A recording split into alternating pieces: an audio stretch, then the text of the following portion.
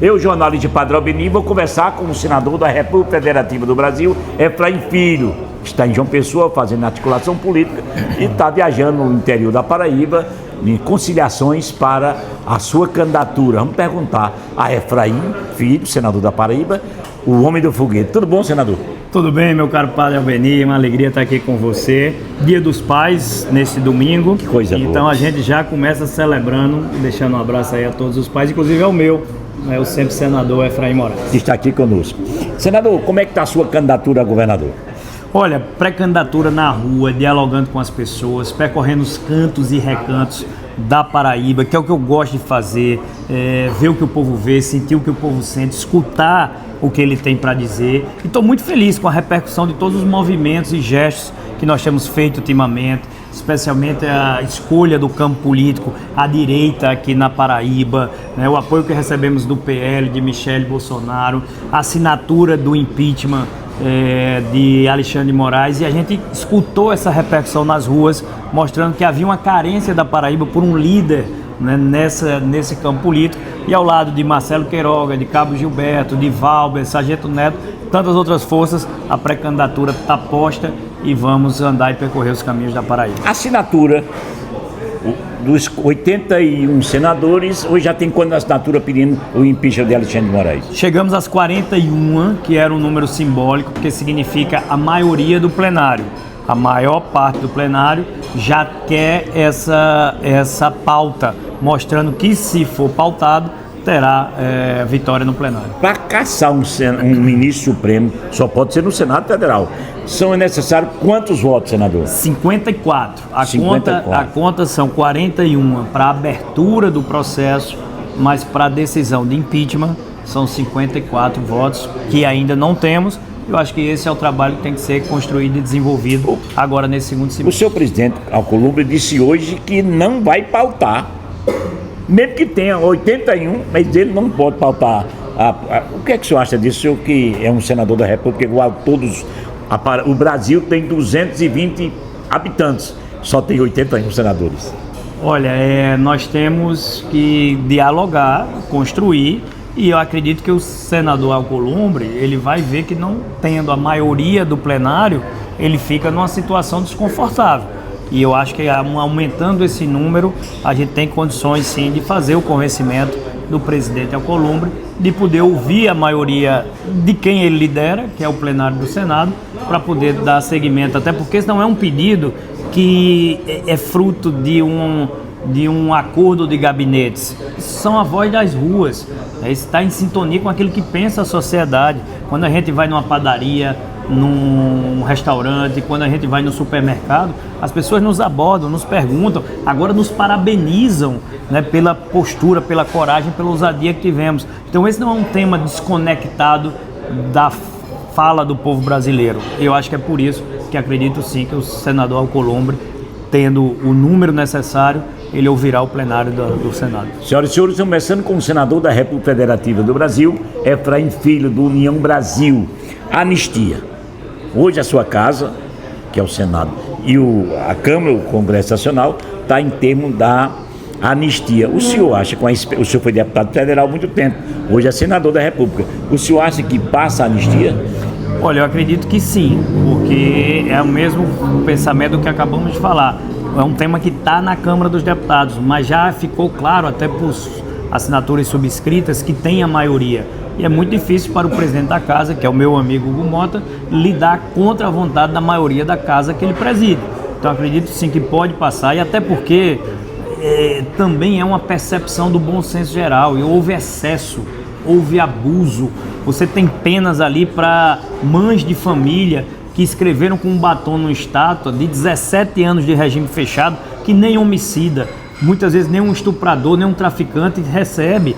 E isso ser dado a uma mulher que participou de um golpe sem armas, um golpe sem violência, sem agressão. Não, ali houve uma manifestação que teve depredação e vandalismo, e tudo bem, responder por depredação e vandalismo são crimes com penas muito menores, mas uma pena de 17 anos é abusiva, é excessiva, e é por isso que eu sou a favor da anistia. O senhor teve na Câmara Federal durante quantos mandatos? 3 mandatos, né? 4 mandatos. foi da mesa. Aquele episódio da invasão dos parlamentares federais, o nosso conterrâneo Hugo Mota, presidente do Congresso, da Câmara, errou aonde? Olha, não, o Hugo é um cara muito sereno, que tem muita habilidade. Ele foi eleito com o voto dos dois lados, né? Foi eleito com o voto tanto do governo quanto da oposição. Então acho que o Hugo não quis ter ali uma postura agressiva. Ele tentou ir construindo esse diálogo.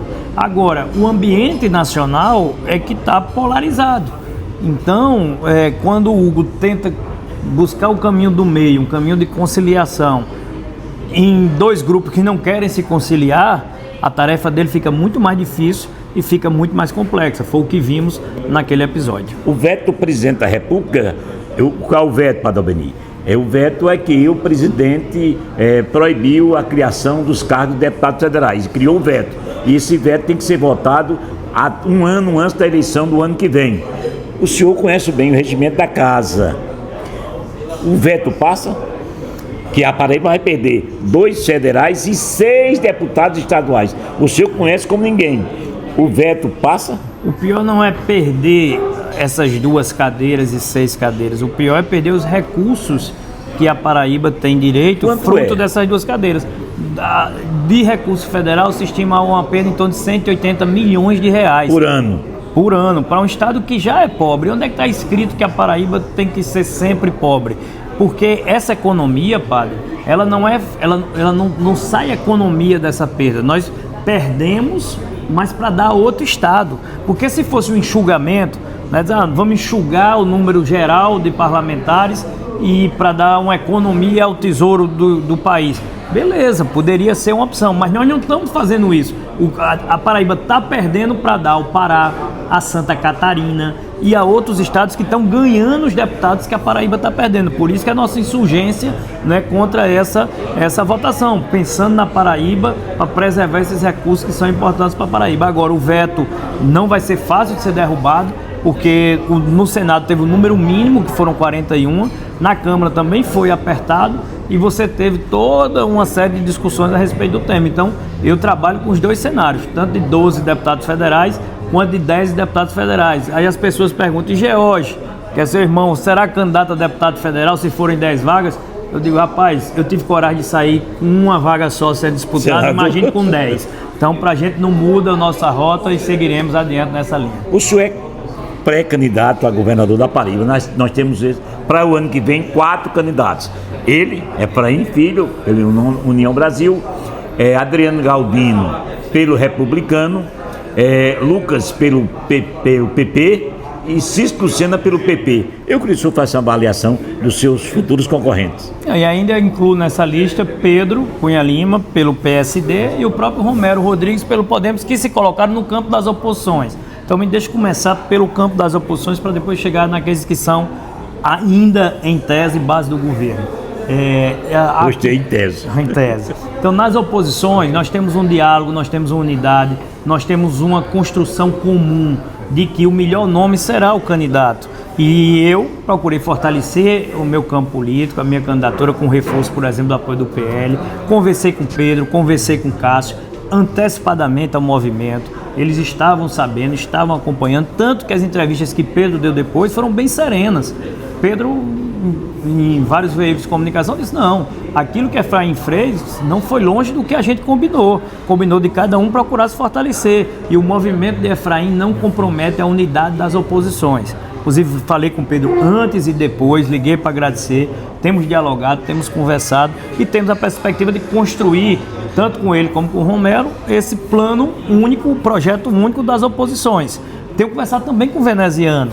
O Veneziano, como senador, é meu parceiro. O Veneziano não votou comigo em 2022, votou com o Ricardo Coutinho, mas isso não impediu que durante o período do Senado a gente construísse, né, uma relação de oposição na Paraíba conjunta. Então o Veneziano também está dentro desse diálogo ser construído. E agora, aí eu vou para o outro campo, você tem Cícero e Adriano em vias de rompimento, tá certo?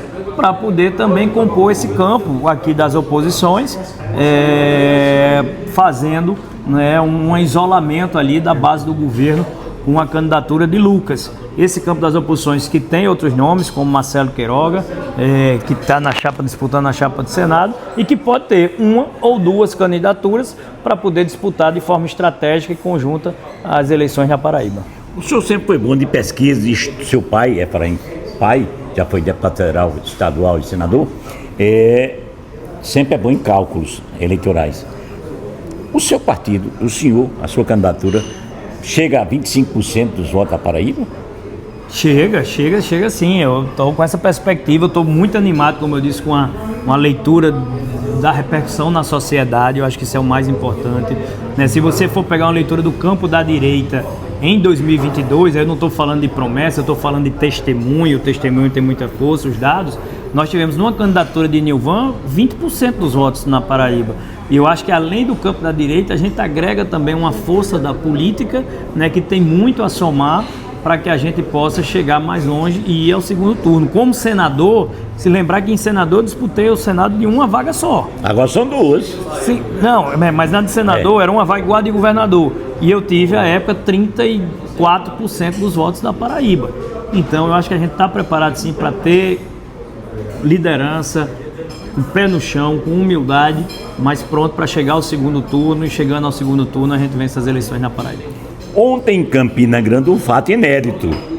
Ninguém esperava Cícero Lucena agarrado com Pedro Cunha Lima, com Cássio Cunha Lima. O que foi aquele em Campina Grande ontem? Eu também participei das fotos com Cícero, não só lá, mas em Cochichola, porque na agenda subsequente também depois acabou coincidindo.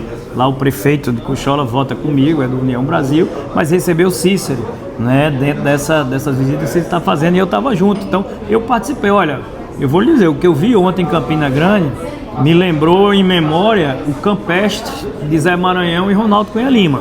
Quer dizer, mesmo outro Ronaldo ainda está fazendo política. Aí, em memória, Ronaldo ainda vai provocar o rompimento de Cícero com João Azevedo. Eu acho que ali está, né, o campestre 2.0, o campestre da nova versão do rompimento de duas grandes lideranças, o prefeito da capital, o governador do estado. Quando Cícero deixa de ir para o ODE, né, abandona o evento do governo para vir prestigiar o evento da memória de Ronaldo Cunha Lima, do qual eu estava lá, Cássio, prefeito Bruno Cunha Lima, meu amigo, parceiro, irmão, que estava por lá. Ou seja, de Campina mais uma vez, quem sabe vai ser protagonista, né, de um episódio que marca a política da Paraíba. Senhoras e senhores, estamos conversando com o senador da República Federativa do Brasil, Efraim Filho, do União Brasil. Sua mensagem para os paraibanos que ainda acredita, Efraim é candidato a governador, sua mensagem. Olha, padre, eu sou candidato a governador por um chamamento. Eu lidero hoje a oposição na Paraíba como senador que fui eleito, e isso é missão. Então, estou com o nome à disposição, o nome de um senador jovem, trabalhador e ficha limpa. Um nome que a Paraíba sabe que tem honrado o carinho e a confiança que recebemos do paraibano. É só ir no Google, olhar lá, ranking dos políticos, e ver que o Observatório de Imprensa Nacional, que é o ranking dos políticos, ele me elegeu como o melhor mandato do Congresso Nacional em 2023, e agora eu já lidero como o melhor mandato do Senado em 2025. Então, são números, critérios que mostram que a Paraíba está bem representada, com um nome hoje que preside a CMO, que lidera a União Brasil no Senado, que está pronto, preparado, amadurecido. Eu estou no auge da minha experiência política, com vigor ainda da juventude de quem está aos 46 anos, nessa mescla entre vigor e energia da juventude, a experiência adquirida dessa caminhada na política para poder me dedicar à Paraíba. Eu só tenho um compromisso, é que a Paraíba terá de mim a maior dedicação possível. Dormir e acordar pensando na Paraíba, trabalhar por ela, construir um estado que eu sonho com ele, um estado que pode ir mais longe, um estado que pode voar mais alto. E eu quero muito poder me dedicar a esse projeto, se tiver as bênçãos de Deus e a confiança do povo da Paraíba. É esse o meu recado. Um abraço. Vamos pra cima. Quer dizer, o foguete não dá ré. Foguete sempre para cima, só dá ré o Elon Musk. Essa tecnologia não chegou aqui ainda não. O da Paraíba, a energia do foguete da Paraíba é a força do povo paraibano, é por isso que ele não dá ré, é só para cima. Um abraço. Conversamos com o senador e candidato a governador Efraim Moraes Filho.